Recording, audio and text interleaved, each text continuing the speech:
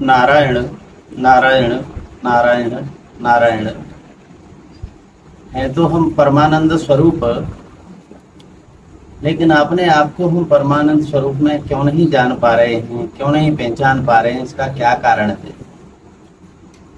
तो इसका मूलतः कारण बताया जाता है कि अज्ञान है।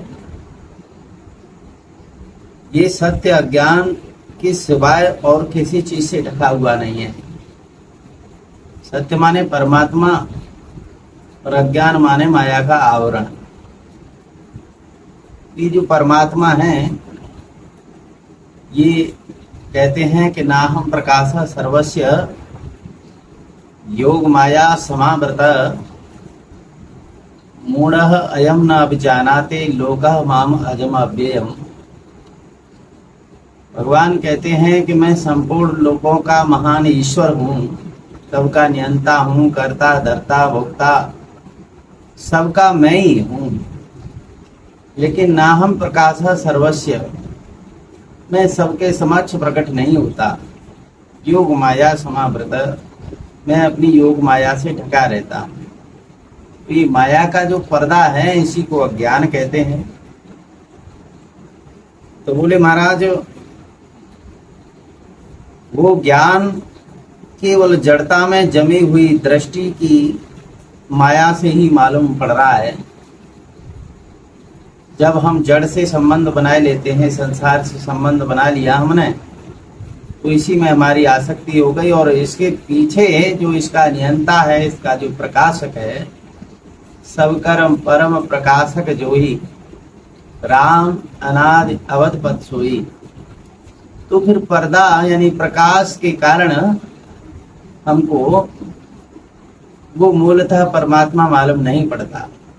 जैसे सूर्य की ओर हम देखते हैं तो हमें प्रकाश का एक पुंज दिखाई पड़ता है, लेकिन सूर्य कैसे हैं उनके बारे में पता नहीं चलता।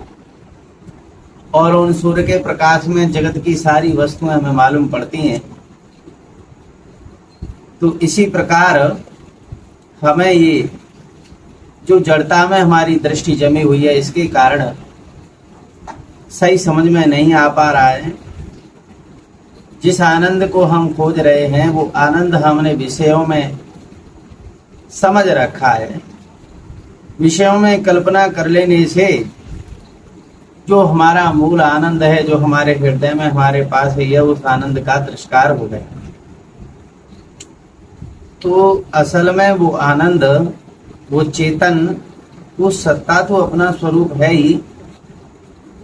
जैसे जब नाटक का या नृत्य का आनंद लेना होता है, कहीं पर कोई रासलीला हो रही हो या रामलीला हो रही हो या कोई नाटक हो रहा हो मंच पर, तो जहाँ मंच सजा हुआ है उस स्थान पर जाने के लिए हमें अपना काम धंधा छोड़ना पड़ता है। जैसे प्रभु श्री राम जी, लक्ष्मण जी, सीता जी जब वन की यात्रा में जा रहे थे, तो जिन लोगों ने उनका दर्शन किया और गांव में आकर के बताया कि भाई इतने सुंदर हैं कि आज तक हमने अपनी आंखों से कोई सुंदर नहीं देखा है, तो सुंदरता की जो सीमा होते हैं उनका दर्शन कर ले। तो जो लोग काम धंधा छोड़ करके उनका दर्शन करने के लिए गए, उनको दर्शन मिला। लेकिन जो काम धंधे में ही उलझे रह गए, बंधे हुए पड़े हैं बंधन में, उनको उनका दर्शन नहीं मिला। तो इसी प्रकार कहते हैं कि जब हमको कोई आनंद लेना होगा तो काम धंधा छोड़ करके उस नाटक को देखने के लिए जाना पड़ता है। उसी प्रकार परमानंद के लिए सब कुछ विषयानंद, यानी कि इन विषयों में जो आनंद हम समझे बैठे हैं, इसको छोड़ना पड़ेगा। क्योंकि विषयों में जो आनंद है वो अल्प है। जैसे जीभ है और जीभ से हम स्वाद लेते हैं भोजन का, तो जब पेट भर जाता है तो फिर भोजन के रस की कोई अनुभूति नहीं होती, कोई आनंद नहीं आता है। उसी प्रकार ये विषय का जो सुख है ये अल्प है, ये अल्प आनंद है। और जो परम आनंद है, जो सुख का समुद्र है, उस परमानंद को लेने के लिए ये विषय का आनंद छोड़ना पड़ता है। अब महाराज समझो कि हमें विषय रस में आसक्ति हो गई है, इसलिए वेद भगवान बार बार पुकार करके कहते हैं कि भाई तुम जिसमें फंसे हुए हो वहां तो केवल तुमको दुख, चिंता, भय, जड़ता, अनित्यता ही प्राप्त होगी। इसलिए तुम भय से मुक्त होना चाहते हो, अनित्य से नित्य होना चाहते हो, अपने आनंद में रमण करना चाहते हो, तो महाराज तुमको क्या करना होगा कि इस मिथ्या को, इस विकारी को छोड़ना पड़ेगा। इसके प्रति जो आसक्ति बनी है उस आसक्ति का त्याग करना होगा हमें अपने मन से, बुद्धि से। एक आदमी दूसरे के घर में रोटी खाता है तो यही कहना पड़ेगा कि उसको अपने घर में रोटी नहीं मिलती होगी। अपने घर में उसकी ऐसी सुविधा नहीं है, ऐसी दीनता है, हीनता है, लगता है उसके घर में ये सुख नहीं है, इसीलिए तो वो दूसरे के घर जाकर के रोटी खाता है। तो ज्ञान का कोई स्रोत नहीं, तो समझ लो कि तुम्हारा कोई अस्तित्व नहीं है।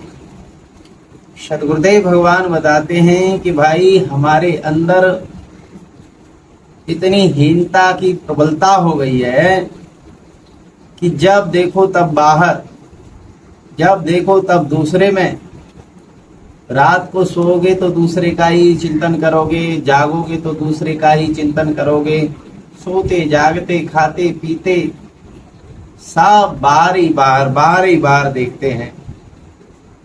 और महाराज आनंद ले में तो दूसरे के पास जामे, बुद्धि लेनी होए तो दूसरे के पास जामे, ज्ञान लेना होए तो दूसरे के पास जामे।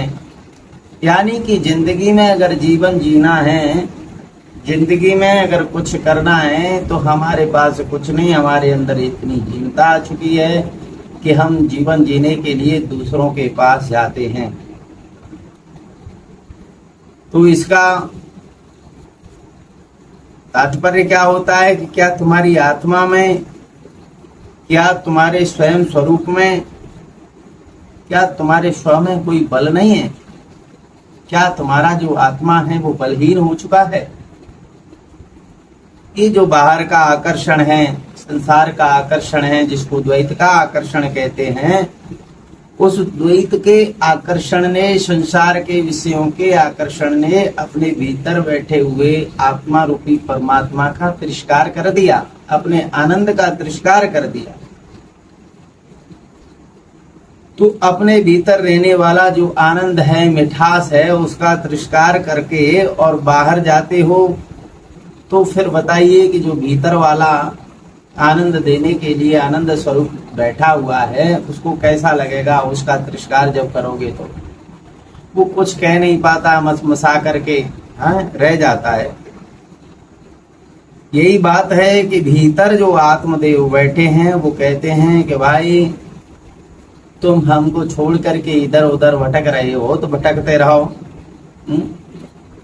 और जहां तुम जा रहे हो वहां कुछ नहीं है, वहां केवल और केवल मृग मरीचिका। जैसे हम सड़क पर चलते हैं गर्मियों में तो हमें बहुत दूर देखने पर सड़क पर ऐसा मालूम पड़ता है कि पानी भरा हुआ है, तो क्या उस पानी से प्यास बुझाई जा सकती है? वो दिखने में ही अच्छा लग रहा है, लेकिन पास जाओगे तो वहां पानी वानी कुछ नहीं है। तो सद्गुरुदेव भगवान बताते हैं कि भाई परमार्थ दृष्टि से देखो, तुम्हारे परमार्थ आत्मा में जो शुद्धि है, जो सत्य है, जो चित है, जो आनंद स्वरूप है, उसको जरा प्रकट तो करो, और फिर तुमको मालूम पड़ेगा कि हम तो आनंद के भी आनंद हैं, समस्त ज्ञान के भी ज्ञान हैं, और हम ही परमानंद स्वरूप हैं।